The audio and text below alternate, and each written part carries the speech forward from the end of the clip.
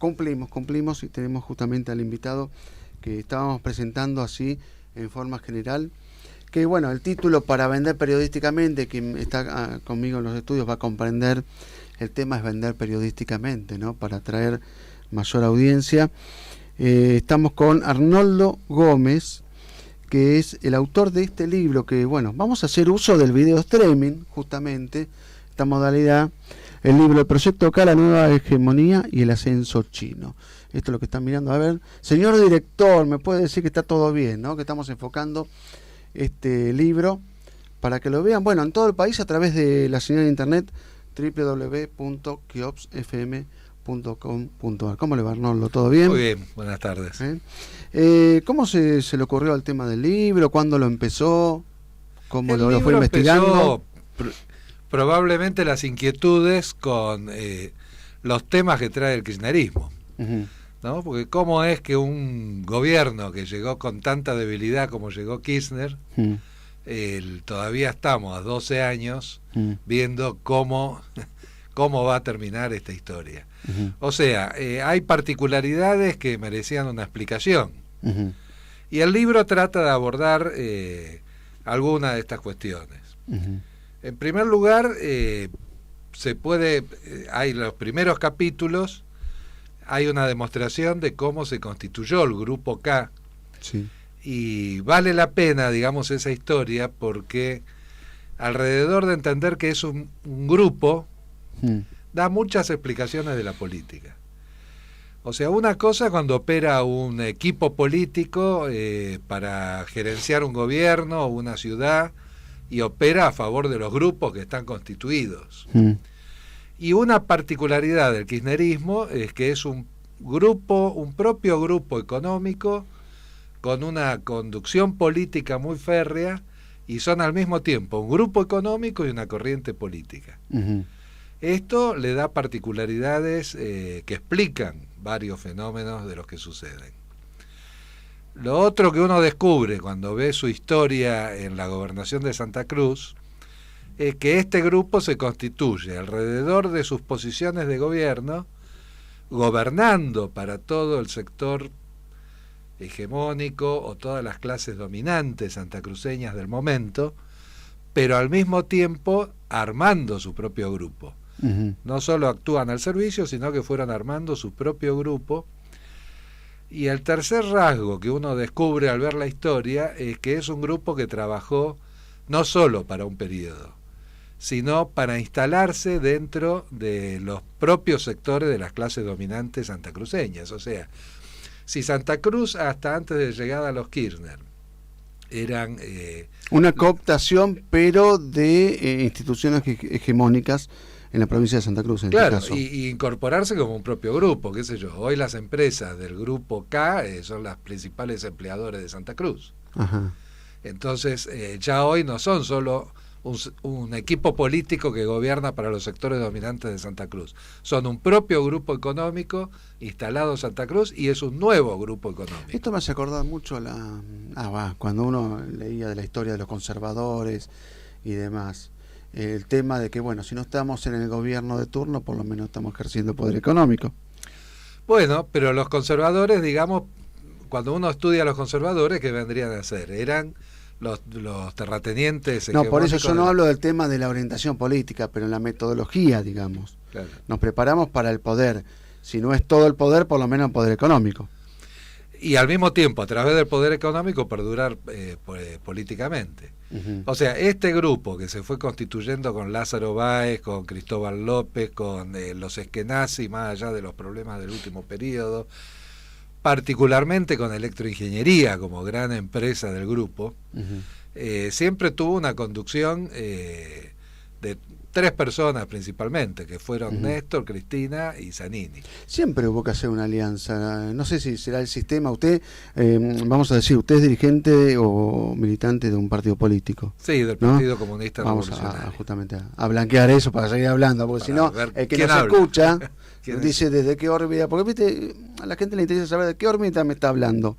Yo lo convoqué como dirigente, pero también por el autor de ser autor de este libro, donde me interesa el tema del avance chino en la Argentina, pero no me quería ir por las ramas, porque usted me estaba hablando de que como dirigente del PCR le interesa saber cómo justamente avanzó el kirchnerismo. Y yo lo que digo que siempre, no sé, desde el retorno a la democracia a esta época, los gobiernos de turno han necesitado de alianzas con sectores empresarios, sea para hacerlos socios del poder o para lograr una convivencia.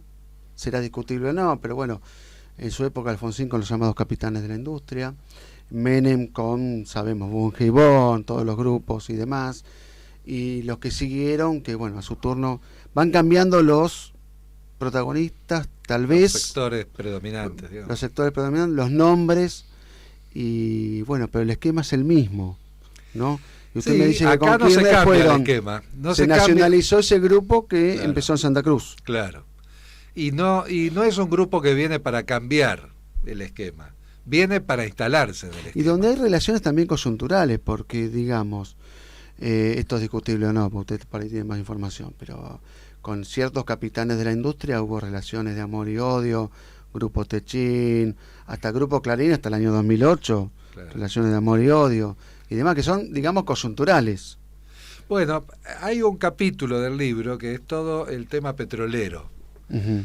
Que en la primera edición estaba un poco disperso en distintos temas, acá los agrupé en un mismo capítulo. Que uno de los pocos capítulos que pude leer. Bueno. El de Bridas. Claro, pero en ese capítulo... Vamos a explicarnos de qué se trata, explíquelo primero. ¿El capítulo? Sí, más o menos, bueno, ¿cómo fue? El capítulo sobre todo tiene que ver con cómo justamente el kirchnerismo, que pareciera tener una conducta errática en el petróleo, porque uno podría decir, arranca aliado con Repsol, Bridas, así aparecía.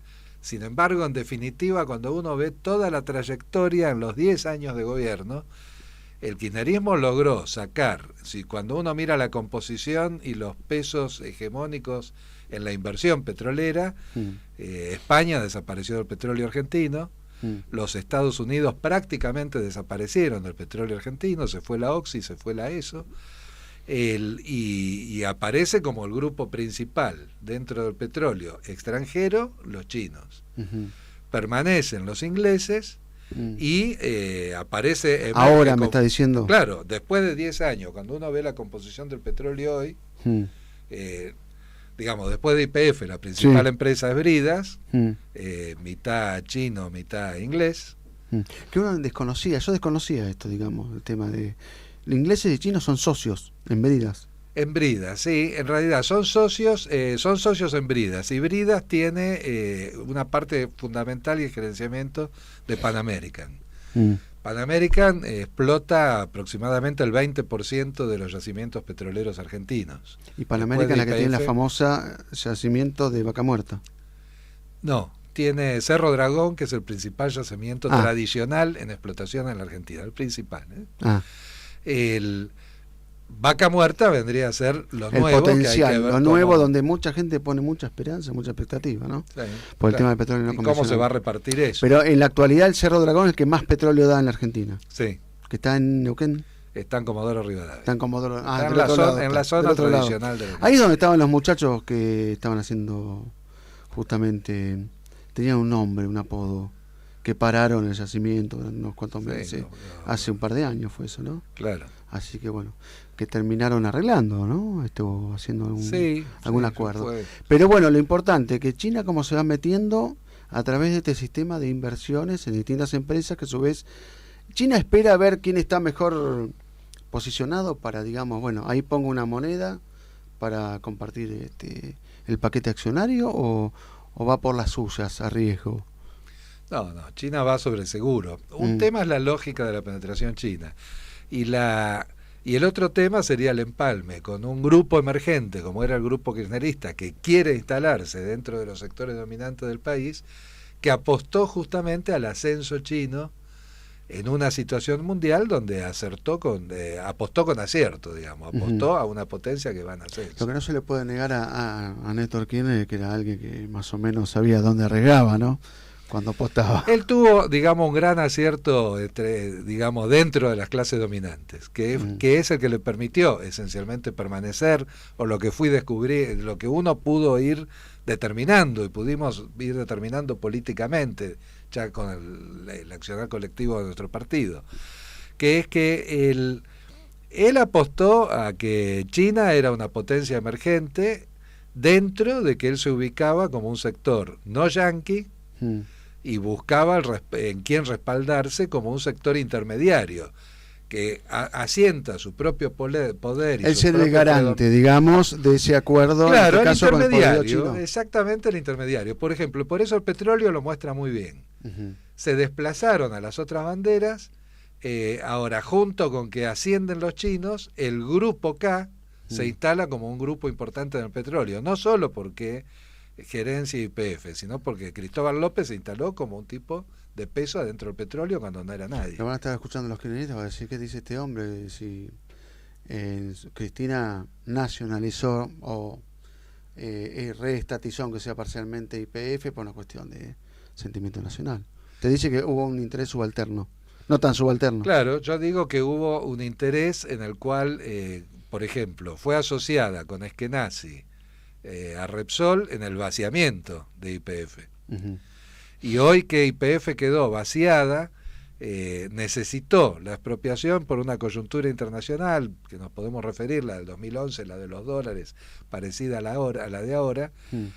Fue a la expropiación de YPF cuando Repsol quería remitir a España 1.300 millones de dólares, que era el acuerdo que tenía con Eskenazi, y además porque estaba el tema de la vaca muerta.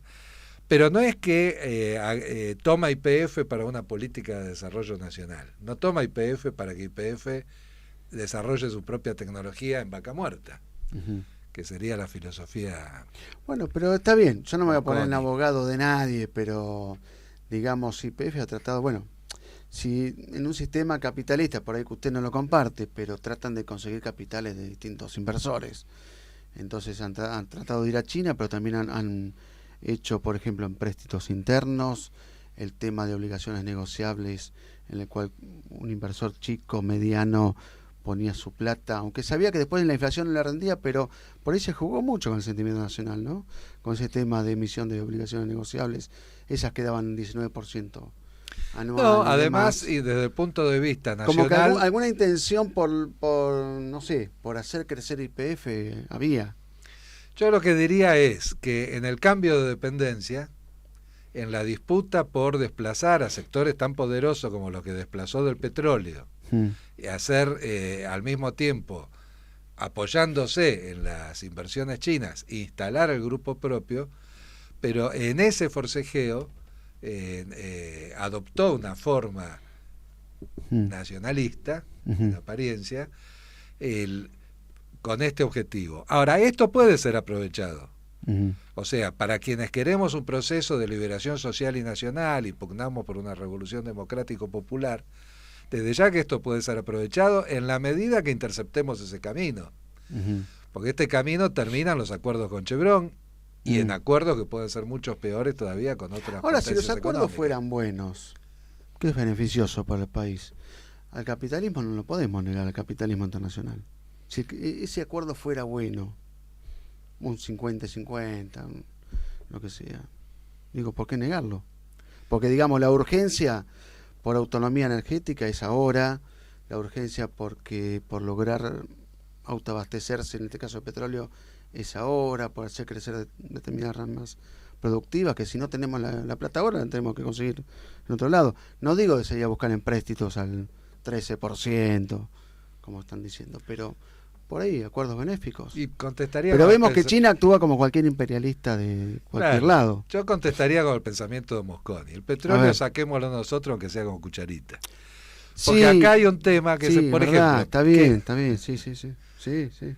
Claro, porque aparece es muy lo del shale gas y el petróleo es un tema grueso ahora en la coyuntura internacional, porque si Estados Unidos tiene signos de estar saliendo de la crisis profunda del 2007-2008 que le provocó la situación financiera, tiene que ver justamente con esto del shale gas y el shale petróleo en Estados Unidos. ¿Por qué? Porque ellos...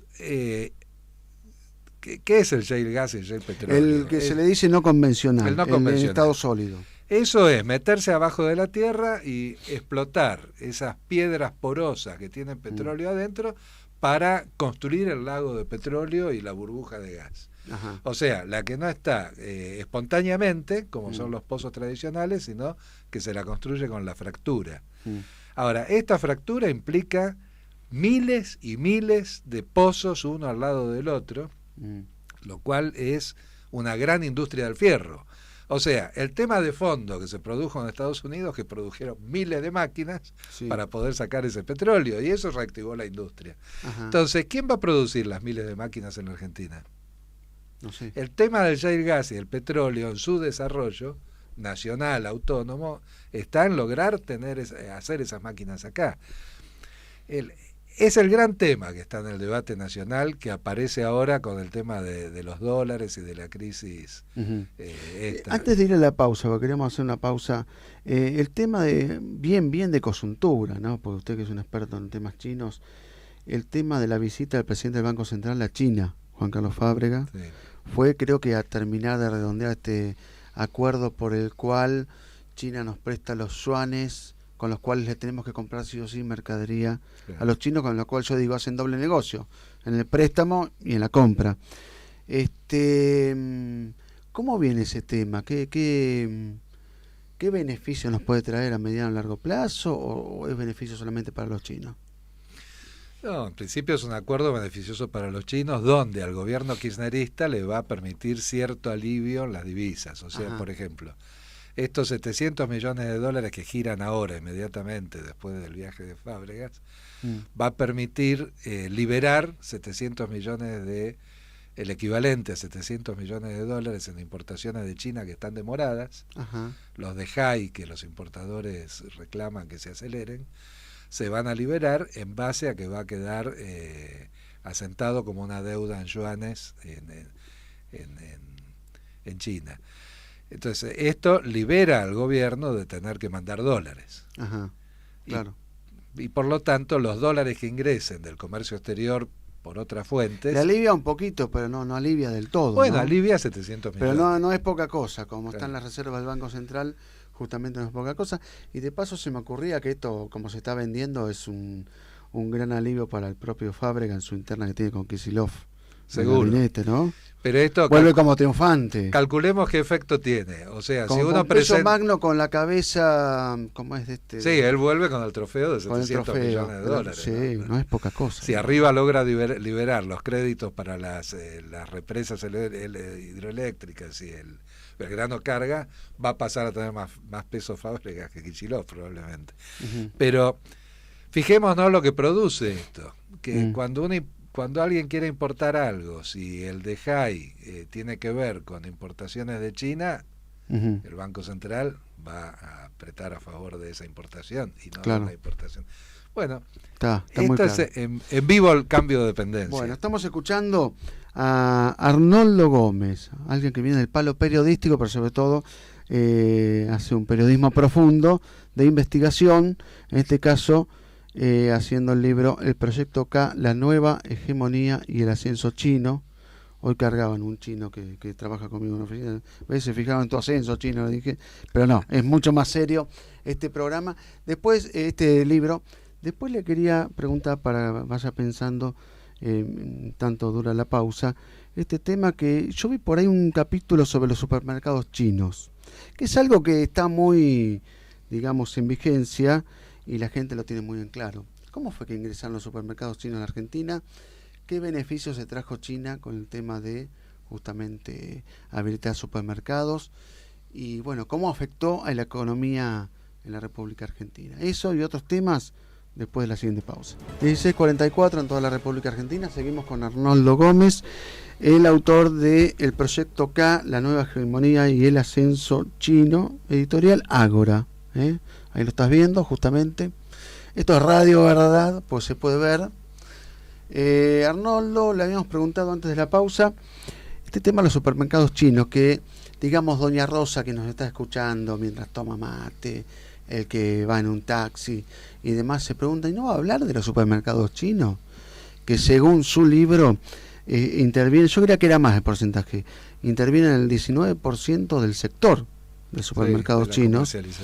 ¿Y cómo empezó todo? ¿Por qué los chinos tenían necesidad de mandarnos chinos con su respectivo supermercado? Sí, los porcentajes, por ahí las cifras que están en el libro ya... Sí, pero bueno, nos interesa saber el cómo. Sí, yo digo, algo hay detrás de esto, que vienen tantos chinos con sus inversiones. Sí, esto empezó con Menem. Fue una de las... Lo primero sería, un tema es el Grupo K y cómo ellos se apoyaron en el ascenso chino para su instalación. Sí. Y lo otro, seguir la lógica de los chinos. No es que las dos son iguales, ajá, ¿no? Sí. No es que el kirchnerismo son testaferro de los chinos, no, son un grupo propio. Sí. Que no yo soy el testaferro en la medida que yo quiero que seas testaferro. Claro, claro. Cuando yo no quiera más que sea testaferro. Claro. No, o sea, una cosa Franco Macri. Claro. ¿No? Que sí, podría ser un hombre de los chinos dentro del empresariado argentino. Pero hay mucho empresariado que uno jamás imaginaba decir, con los chinos, porque uno se quedó en la época de Mao diciendo, hace negocio con países comunistas, un Franco Macri. El otro día vi que resucitó este hombre que está en la Cámara Argentino-China, Espadone y demás. Pero bueno, pero volvamos al supermercado. Para volver a los supermercados. Ahí empezó, por lo tanto China tiene una vieja relación con la Argentina, desde la época de Perón y de Mao.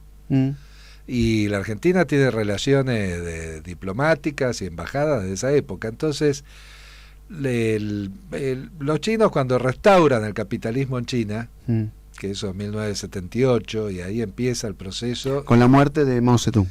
Después de la muerte de Mao Zedong y la derrota del sector de Huaco Feng, aparece todo este proyecto restaurador que se impone.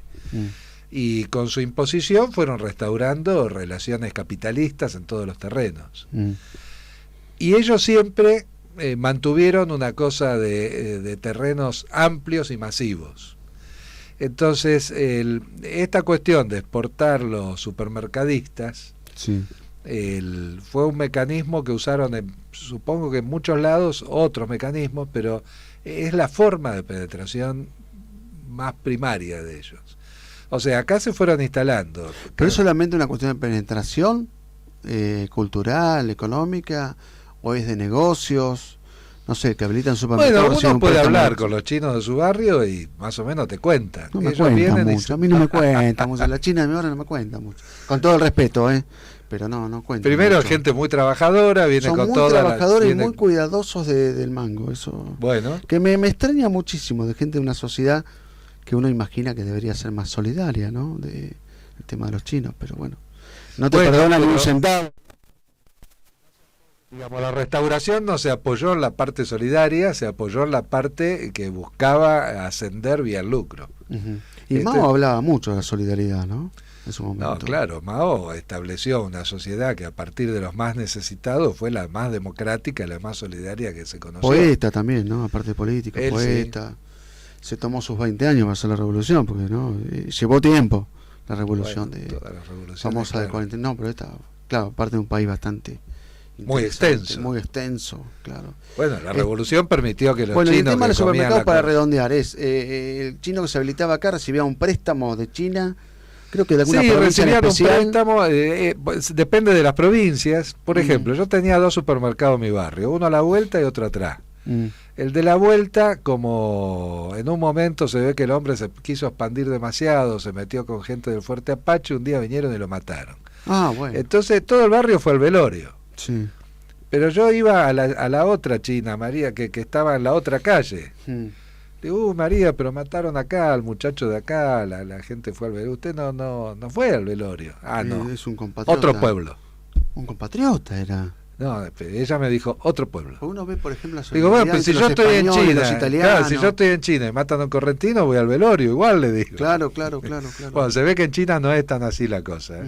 O sea, esto de las provincias... Y después los supermercados han recibido beneficios impositivos durante mucho tiempo, ¿no? Los mismos que han recibido las cadenas importantes. Claro, Menem hizo esos beneficios y eso fue andando al principio en una forma más, en una escala menor, y después se fueron agrupando al mismo tiempo en una cámara.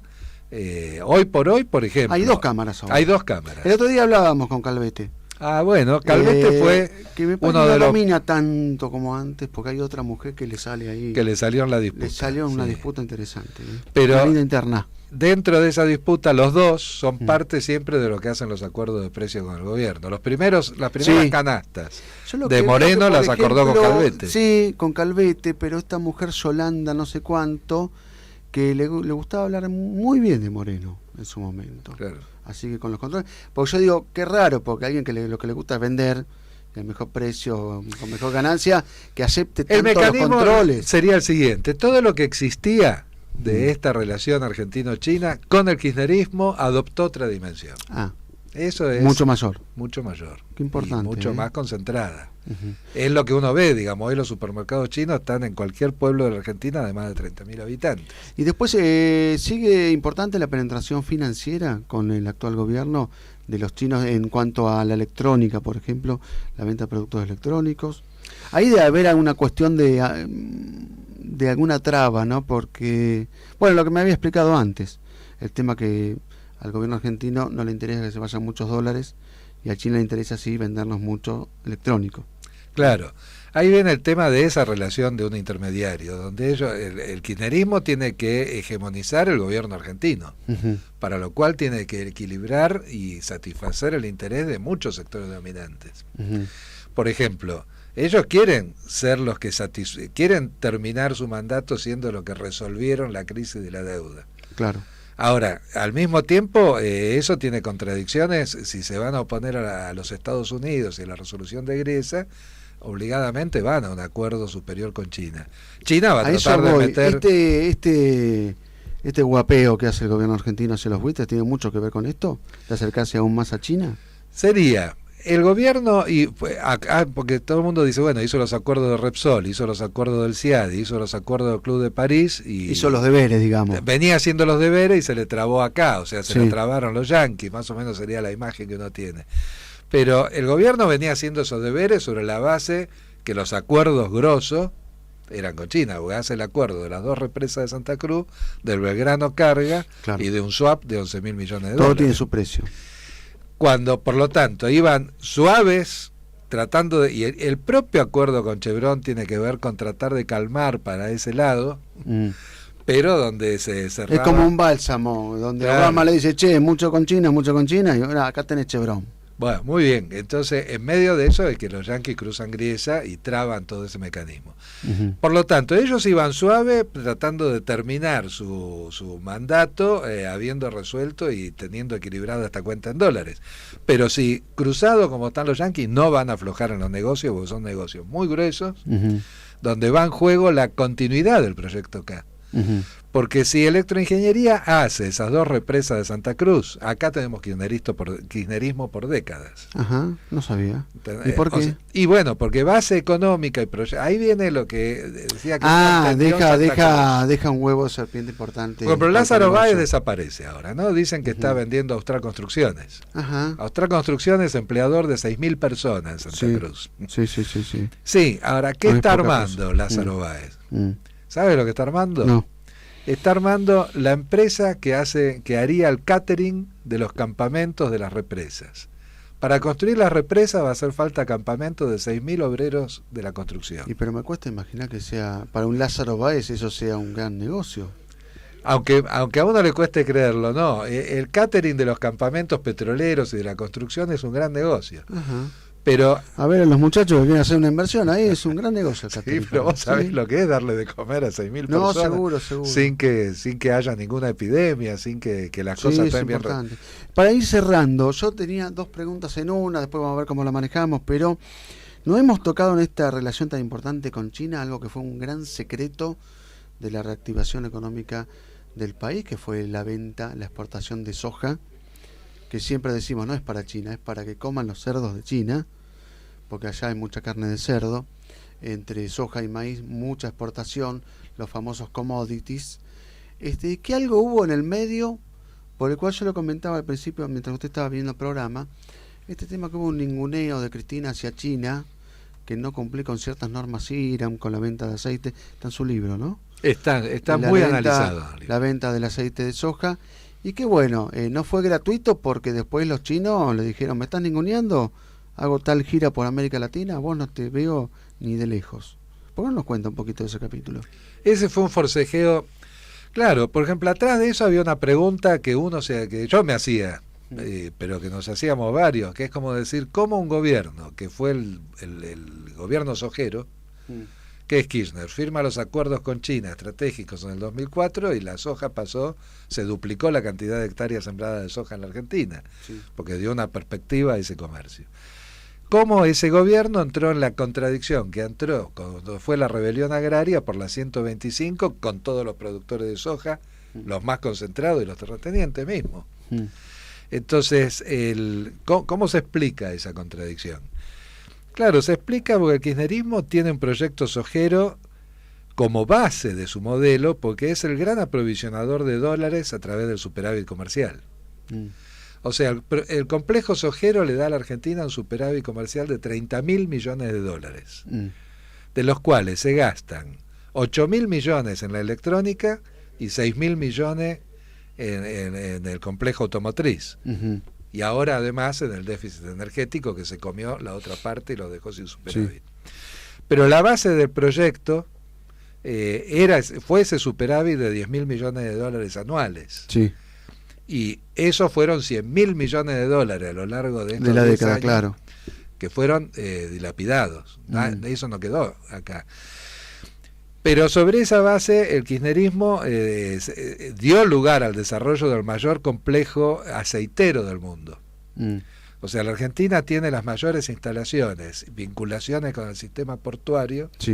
El famoso corredor de Rosario hasta no sé qué. Claro, nosotros de 54 millones de toneladas de soja exportamos 10, el resto lo exportamos en aceite, en pellets, por lo tanto eso hay que molerlo y hacerlo aceite y biocombustible. Entonces, acá vino el conflicto, digamos, China forcejeó, como ahora está forcejeando el precio de la soja y le está haciendo bajar el precio de los yanquis, pero ese es un forcejeo que siempre termina para arriba, porque China después al final tiene que comprar. Claro. Por esto que vos decías, o sea, en definitiva tiene que darle de comer a los chanchos. Claro, obviamente, y los chanchos tienen que alimentar a los chinos. Claro, y ellos no tienen más campo cultivable. Todo el campo cultivable chino está bajo explotación. Es imposible pensar eso, ¿no? Bueno, no tienen agua. Tan extensa geografía. No tienen agua. No tienen agua. Y China, exportarles agua. Les llevamos agua en frasquito. Ya, a otro negocio que estamos abriendo desde defensa. Otro negocio que buscan los chinos, desde ya, buscan el grano carga y buscan el agua. Pues ahí fue el conflicto. O sea, China forcejeó por el precio del aceite y el gobierno forcejeó. Esa pulseada salió ahí, pero es interesante leer los discursos de Cristina en China en ese año, del año 2010. Cristina, ¿qué les dice? Les dice, bueno, estamos en este forcejeo, y en ese forcejeo el gobierno se puso relativamente duro. Bueno, pero no digamos, no está mal que los haya hecho. ¿No? Al mismo tiempo, de esa posición, y acá viene lo que está mal, que les dijo, la Argentina tiene campos que ustedes no tienen, inviertan. Lo que nosotros necesitamos son sus inversiones.